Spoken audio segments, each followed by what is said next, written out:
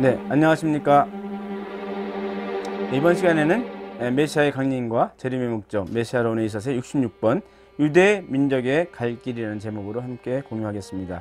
예수님께서는 세례 요한이 엘리야라고 이미 말씀하셨습니다. 그러면 당신은 누구요? 엘리야요?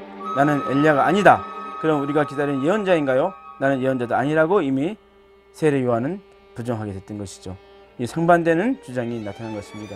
세례 요한은 나는 엘리야가 아니다 라고 말했죠.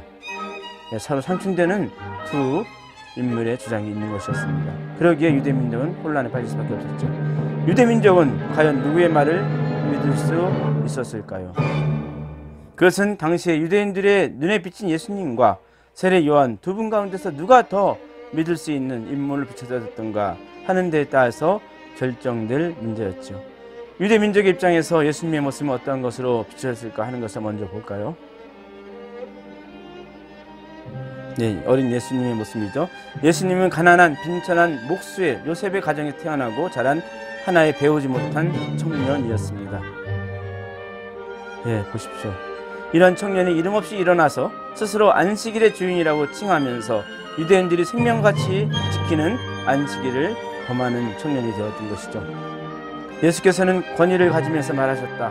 주인이란 단어로 내가 안식일의 주인이라고 이스라엘 유대인의 율법사들에게 말했던 것이죠. 예수님께서는 유대인의 구원의 표대인 율법을 폐하는 사람으로 알려지게 되었던 것입니다. 율법을 무시하는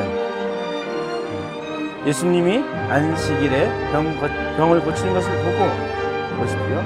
어떤 유대교 지도자가 참을 수 없고 화가 나서 말을 합니다. 일하는 날이 엿새가 있으니 그동안에 와서 병을 고치고 안식일에는 병을 고치지 마라 라고 유대교 지도자가 예수님을 질책합니다. 예수님께서 답변하시기를 이 위선자들아 너희가 안식일에 외양간에서 소나 나귀를 풀어 끌고 가서 물을 먹이지 않느냐. 네. 그렇다면 18년 동안 사탄에게 매여있던 이 아브라함의 딸을 안식일이라도 매인 것에서 풀어줘야 하지 않겠냐라고 답변하십니다. 그러자 유대교의 지도자들은 더 화가 나는 거죠. 그러자 바리새인들은 이 남자는 안식일을 지키지 않으니 하나님으로부터 온 사람이 아니다 라고 비난하기 시작했습니다. 네, 그렇죠. 또 다른 유대인들은 죄인인 인간이 어떻게 그런 짓을 할 수 있는가라고 주장하기도 했습니다. 결국 그들 사이에서는 분열이 생기게 되었습니다.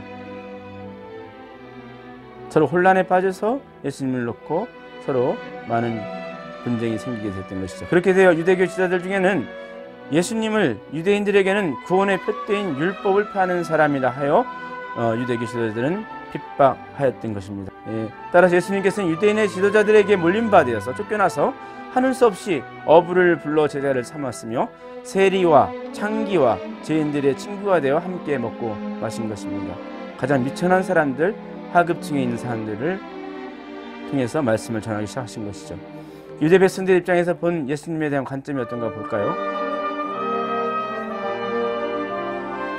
일단 미천한 환경에서 태어나고 성장했습니다. 가난한 목수의 아들이었습니다. 두 번째로 유대교의 전통에 대한 도전하는 페르나가 됐던 것이고, 세 번째로 분쟁을 일으키는 사람에 대한 나쁜 평판이 있게 되었고, 천하고 무식한 창리나 세리나 어부들과 교제하는 사람으로 비춰지게 된 것입니다. 한 번은 한 여인이 예수님의 발을 눈물로 적시고 머리털로 씻은 후에 그의 발에 입을 맞추고 값진 기름을 부은 사건이 있었죠. 그 여인은 예수님의 발을 값비싼 향수로 또한 닦아드렸습니다. 예수님의 제자들은 그 장면을 보고 그 여인을 비난하였습니다. 하지만 예수님께서는 그 제자들을 오히려 책망하셨지요. 예수님께서는 그 여인이 사치스러운 그런 행동을 용인하셨고 그 여인을 칭찬하기까지 하셨습니다. 값비싼 향유를 발을 씻고 머리까지 닦는 데 사용했으니 그것을 팔면 얼마나 큰 돈이 되어서 많은 사람을 먹일 수 있느냐라고 제자들이 그 여인을 비판하기 시작했던 것이죠. 한편 예수님께서는 자기를 하나님과 동등한 입장에 세우시고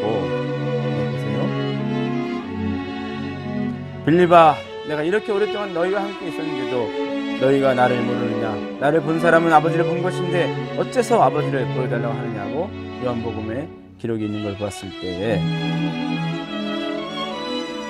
너는 내가 아버지 안에 있고 아버지께서 내 안에 있는 것을 믿지 않느냐라고 오히려 그들을 책망하시게 됩니다.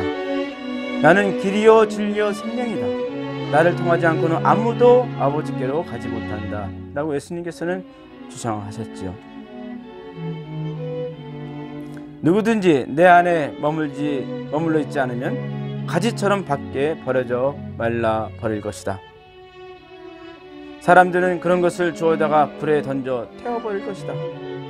나 함께하고 있지 않으면 모두가 가지처럼 죽은 자의 모습이라는 말씀을, 나보다 자기 부모를 더 사랑하는 사람은 내 제자가 되기에 적합하지 않고 나보다 자기 자식을 더 사랑하는 사람도 적합하지 않으며,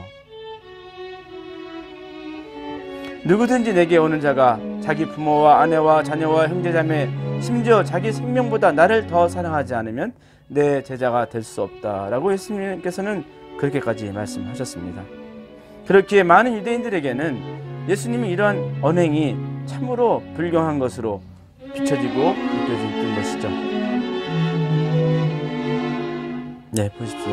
그러므로 유대교의 지도자들이 악마의 왕자가 지배하는 자라고 공격을 하게 됐으며, 예수님을 비난하고 조롱하는 것은 특히 놀랄 일이 아닌 것입니다.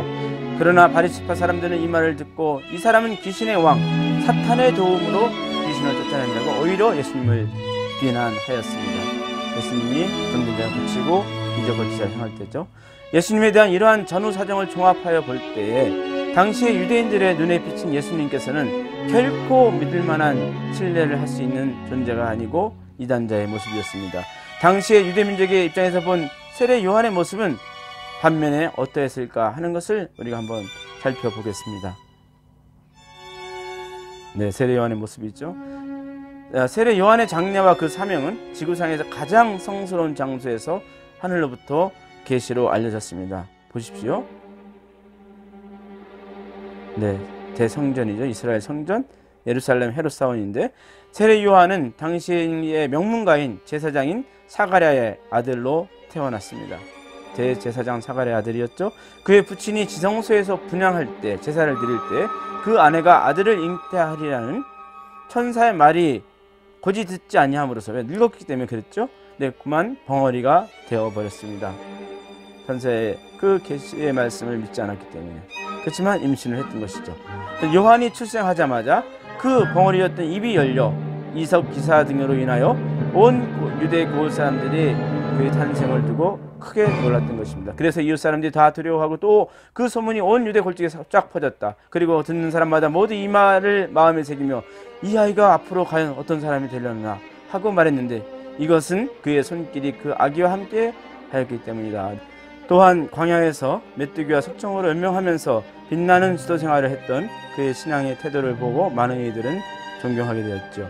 일반 유대인들은 물론 제사장들까지도 그에게 혹 당신이 오시라고 한 메시아가 아닌가 하고 물어볼 정도로 세례 요한은 유대인들에게 훌륭한 인물로 비춰졌습니다. 제사장과 랍비의 대표가 찾아와 직접 세례 요한에게 다가와 묻기도 했습니다. 많은 유대교 지도자들이요. 유대인들에 있어서의 세례 요한에 대한 관점을 보게 되면 명륜과 대제사장 사가랴 가정에서 태어났고 기적적인 탄생의 이야기가 있었으며, 또한 그의 개인적인 빛나는 그 신앙생활을 봤을 때도 그 당시의 사정을 놓고 유대인들의 입장에서 예수님의 모습과 세례 요한의 모습을 비교했을 때에 과연 그들이 누구의 말을 더 믿을 수 있었을까요? 그것은 당연히 세례 요한의 말이었을 것이었습니다. 예수님을 믿을 수 없었고 세례 요한의 말을 따를 수밖에 없었죠. 따라서 유대인들은 세례 요한을 엘리야라고 하신 예수님의 증언보다도 자기는 엘리야가 아니다라고 부인한 세례 요한의 말을 더 믿지 않을 수 없었습니다. 네, 보십시오. 그리하여 예수님의 증언은 그가 스스로 메시아로 자처하기 위한 일종의 거짓 증언, 위증이 되고 말았기 때문에 예수님은 자연히 망언자라고 물릴 수밖에 없었습니다. 결과적으로 예수님께서는 사기꾼이라고 저주를 받게 됩니다. 네, 보십시오. 예수님은 사기꾼으로 몰렸고 위증자로 밀렸습니다. 이러한 입장에 있는 유대인들에게 말라기의 예언을 믿는 입장에 쓴다면 오직 엘리야가 오지 않았던 것이 되기 때문에 유대 백성들은 예수님을 메시아로 받을 수가 없는 것이죠. 메시아로 자처하는 예수님을 불신하고 그를 쳐버릴 수밖에 없었던 것입니다. 예수님과 엘리야의 모습이죠.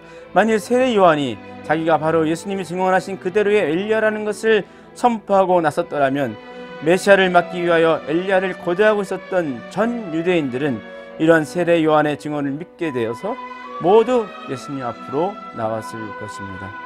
그랬겠죠. 그랬어야 되는 거였죠.